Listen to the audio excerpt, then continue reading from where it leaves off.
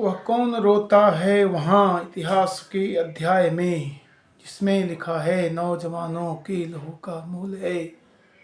प्रत्यय किसी बूढ़े कुटिल नीतिज्ञ के व्यवहार का, जिसका हृदय उतना मलिन जितना कि शीर्ष पलक है। तो आप तो लड़ता नहीं कटवा किशोरों को, मगर अस्वस्थ होकर सोचता सोनित बहा, लेकिन गई बच लाज सारे देश की। यह पंक्तियां राष्ट्रकवि श्रद्धेय रामधारी सिंह दिनकर जी के कुरुक्षेत्र से उद्धृत हैं। इसमें इतिहास में घटित उन घटनाओं की ओर ध्यानाकर्षण इन्होंने करवाया है, और वैसे लोगों के बारे में भी उन्होंने ध्यानाकर्षण कराया है तो समाज में प्रतिष्ठित तो बने रहते, परंतु समाज को या व्यक्ति को ये संहार के बहुत बड़े उत्तरदायी होते हैं। नमस्कार, मैं अमरेश कुमार मिश्रा आज आप लोगों के समक्ष सुबह की चर्चा में पुनः उपस्थित हुआ हूँ। आज आप लोगों के समक्ष यह जो बाहरी आवरण है और आंतरिक सोच है, इस पर प्रकाश डालने की मेरी मंशा है। तो राष्ट्रकवि ने इन्हीं चीज़ों को लिखा कि उनका हृदय उतना मलिन जितना कि शीर्ष पलक है। जितने बाल सफ़ेद हो गए सर पे, उतना ही हृदय उनका काला है। जो आप तो लड़ता नहीं, खुद नहीं लड़ता है, कटवा किशोरों को मगर, जो नौजवान सिपाही है, नौजवान लोग हैं, उनको मरवा कर अस्वस्थ होकर सोचता सोनित बहा, लेकिन गई बच लाज सारे देश को बचाने के लिए या अपने अहंकार की रक्षा करने के लिए लोगों को मरवा कर वह शांति का अनुभव करता है। और इतिहास के पन्नों पे लिखा है, तब सम्मान से जाते गिने नाम उनके देश मुख की लालिमा, है बची जिनके लुटे सिंधुओं से देश की इज्जत बचाने के लिए, या चढ़ा जिनने दिए निजलाल हैं। कहने का आशय है कि अपने अहंकार के बढ़ाने के लिए, अपने अहंकार को विजय दिलाने के लिए लोगों ने षड्यंत्र के तहत बहुत सारे कार्य ऐसे किए हैं और करते रहते हैं, इससे नुकसान किसी दूसरे का होता है और अहंकार किसी और का बढ़ता है। हम जब भी कोई कृत्य करें तो इन चीज़ों को जरूर देखें। हम जो कार्य कर रहे हैं, जो भी चीज़ कर रहे हैं, उसमें कम किसी के टूल तो नहीं बन रहे। किसी व्यक्ति ने अपने अहंकार के लिए, अपने स्वार्थ के लिए हम लोगों को यूज तो नहीं कर रहा।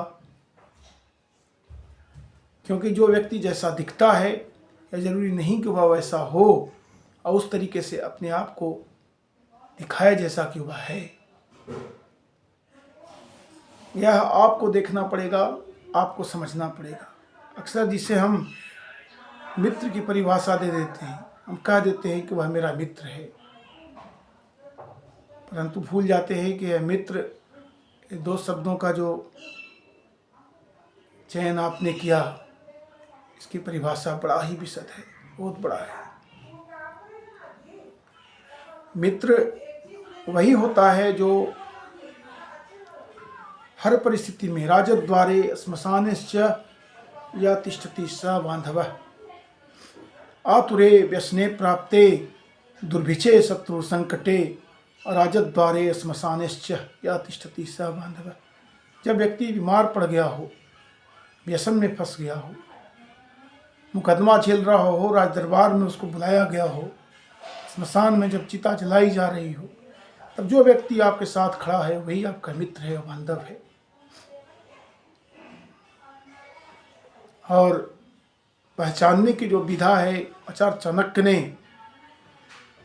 अपने चाणक्य नीति में लिखा, जानेत प्रश्ने भृत्यान बांधवान व्यसन आगमे, मित्रान च आपत्ति कालेषु हर्जा च विभक्षे। अगर किसी नौकर की परीक्षा लेनी हो तो उसको किसी काम को देकर के भेजिए। जानेत प्रश्ने भृत्यान बांधवान व्यसनागमे, अगर आप व्यसन में फंस गए हो तो बंधु बांधवों की पहचान होती है। मित्रान च आपत्ति कालेषु, आपत्ति काल में मित्र का पहचान, भारजा च विभव छे, और जब धन का नाश हो जाए तो पत्नी का पहचान। यह समय करवाता है। आप निश्चित तौर पर इन चीज़ों को देखिए कि आपके आपत्ति काल में जो खड़े रहे, जो आपके साथ रहे, वो आपके मित्र हैं। आपत्ति काल की भी परिभाषा बहुत विशद है, बहुत बड़ी है। तो आप अपने मन में गुने कि कौन व्यक्ति आपके साथ खड़ा रहा, कौन खड़ा हो सकता था, कौन खड़ा होने की इच्छा रखता था। मनसा, कर्मणा और वाचा, ये तीनों से कौन व्यक्ति आपके साथ था। ये जरूरी नहीं कि वह आपके साथ खड़ा ही हुआ, अगर वह आपके साथ खड़ा होने की इच्छा भी रखता था तो आपका मित्र है। अगर वह खुद में परेशान था, बहुत सारी चीज़ों से व्यथित था, वह आपके साथ खड़ा नहीं हो पाया, परंतु उसकी इच्छा थी कि आपके साथ खड़ा रहेगा, तो निश्चित तौर पर वह आपका मित्र है। और आपको यह समझना चाहिए कि वह आपके मित्र की श्रेणी में खड़ा होने योग्य है। हम जब महाभारत युद्ध को देखते हैं, महाभारत युद्ध में वह शिक्षा है, वह द्वंद्व की शिक्षा है। जब व्यक्ति अपने आंतरिक मन से प्रश्न करता है और पुनः उसका जवाब खोजना चाहता है, तो महाभारत में उसके जवाब बताए गए हैं। और आप जब उसको पढ़ेंगे तो ये पाएंगे कि आपका भ्रम मिटता सा जा रहा है। कुरुक्षेत्र में ही राष्ट्रकवि ने लिखा, और जब युधिष्ठिर भीष्म के पास जाते हैं तो कहते हैं कि आह ओ पितामह, यह महाभारत निष्फल हुआ।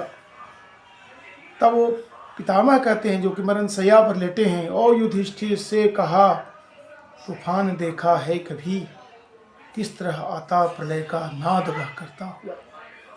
काल सा वन में द्रुमों को तोड़ता, झकझोरता और सुलाता भूपर। जिनकी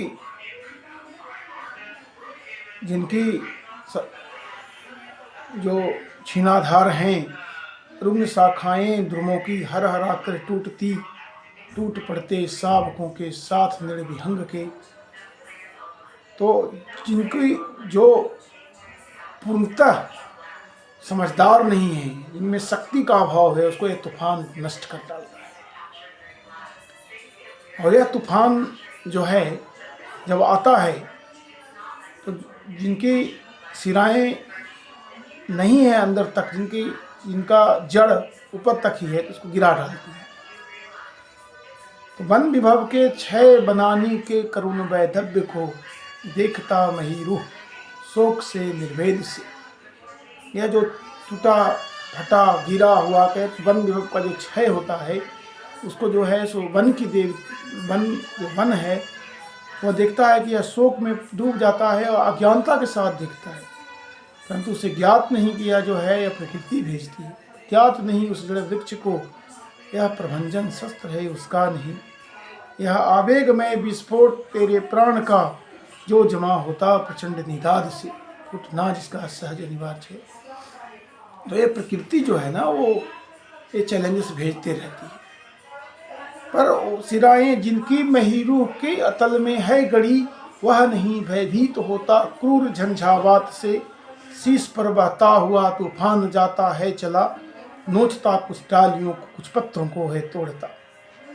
लेकिन जो व्यक्ति का जड़ अंदर तक गड़ा है, वो तूफान से नहीं डरता। उसके कुछ शाखाएं टूट जाती हैं, रुग्ण शाखाएं द्रुमों की हर हर आकर टूट जाती हैं, परंतु जिसकी शाखाएं ठीक हैं उसको बिगाड़ नहीं पाती। और क्या होता है, यह ऊपर से नोचता हुआ तूफान चला जाता है। और तूफान जब चला जाता है तो सिखा के जाता है किस प्रकार से तूफान का मुकाबला किया जाए। आतप अंधड़ में जिए बिना, बाधा विघ्नों को सही बिना। मानव नहीं कहला सकता, विघ्नों को नहीं ला सकता। प्रसादों के कनकाव शिखर, होते कबूतरों के ही घर। महलों में गरुड़ न होता है, कंचन पर कभी न सोता है। उड़ते जो झांझावातों में, पीते जो वारी प्रपातों में। सारा आकाश अयन जिनका, विस्तर भुजंग भोजन जिनका। वही फनिबंध छुड़ाते हैं, धरती का हृदय छुड़ाते हैं। तो जब कठिनाइयाँ आती हैं तो आपके अंदर के गुणों को ऊपर लाती हैं, अब आपको मानव बनाती हैं। पिसा जाता जब इचुदंड, झरती रस की धारा अखंड। जब फूल पिरोए जाते हैं, हमने गले लगाते हैं। वसुधा का नेता कौन हुआ, भूखंड विजेता कौन हुआ। अतुलित स्क्रेता कौन हुआ, नवधर्म प्रणेता कौन हुआ, जिसने न कभी आराम किया, विघ्नों में रहकर नाम किया। जो विघ्न सामने आते हैं सोते से हमें जगाते हैं, तन को झंकोड़ते हैं, पल पल मन को मरोड़ते हैं, पल पल सतपथ की ओर लगा कर ही जाते हैं हमें जगा कर ही। तो आप इन सुक्तियों से समझें कि जब आफत आते हैं तो आपके अंदर के हुनर को ऊपर लाते हैं। जब आपके हुनर ऊपर आते हैं तो आप चमकने लगते हैं, आपको पहचान हो जाता है कि कौन व्यक्ति आपका है, कौन व्यक्ति आपका नहीं है। जितनी आपत्तियां आएंगी आप उतना सजते चले जाएंगे, जितनी आपत्तियां आएंगी आपके अंदर निखार होता जाएगा। तो विधाता ने, प्रकृति ने चुन करके वैसे लोगों के लिए आपत्तियां पैदा की जो उससे मुकाबला कर सकता है। और आप निश्चित तौर पर प्रकृति के चुने हुए लोग हैं जिसको आपत्ति दे करके प्रकृति आपके अंदर निखार लाना चाहती है। तो इतिहास के अध्याय में उन्हीं चीज़ों को देखा जाना है। वह कौन रोता है वहाँ इतिहास के अध्याय पर वही चीज़ बता रहा है जिसमें लिखा है नौजवानों के लहू का मोल है, प्रत्यय किसी बूढ़े नीति कुटिल व्यवहार का। तो आप उनको तब समझेंगे जब इन चीज़ों से आप रूबरू होंगे। तो मानव जीवन में जितने भी चुनौतियाँ आती हैं आप सत्कर्मों के द्वारा उसका मुकाबला करें, आपके अंदर निखार होगा। आप संयम रखें, साहस रखें, परमात्मा में अटल भक्ति बनाए रखें, आप निश्चित तौर पर आगे बढ़ेंगे, मुकाबला करेंगे। तब तक के लिए इजाज़त दीजिए। मेरा यह वक्तव्य अच्छा लगा हो तो चैनल को लाइक करिए, सब्सक्राइब करिए, कमेंट करिए, मेरा उत्साहवर्धन करिए। तब तक के लिए नमस्कार।